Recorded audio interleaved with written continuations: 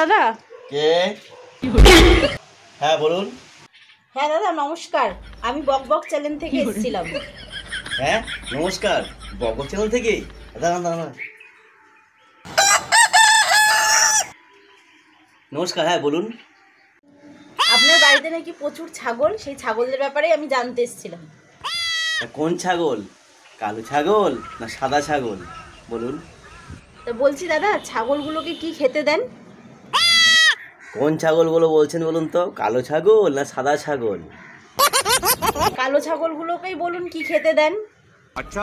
কালো ছাগলগুলো ওগুলোকে ঘাস খেতে দিই। আর সাদাগুলো? ওদেরও ঘাস খেতে দিই।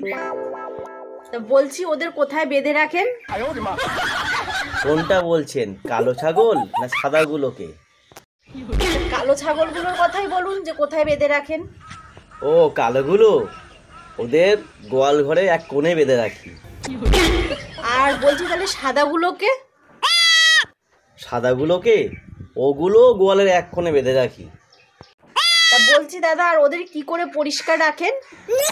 তা কোনগুলোর কথা বলছেন, সাদা ছাগল না কালো ছাগলগুলোর কথা বলছেন? তা ঠিক আছে, আগে নয় আপনি সাদাগুলোর কথাই বলুন যে ওদের কি করে পরিষ্কার রাখেন।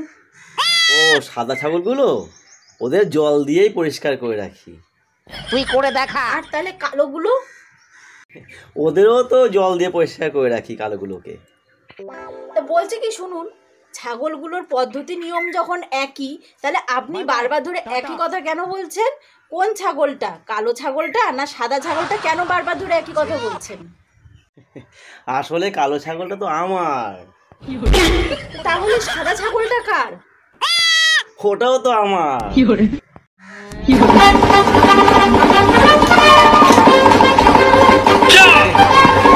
কি কেমন কেমন লাগলো? টিভিতে যখন বারবার বারবার একই খবর দেখাস, কানের পর্দা নাড়িয়ে দিস, তখন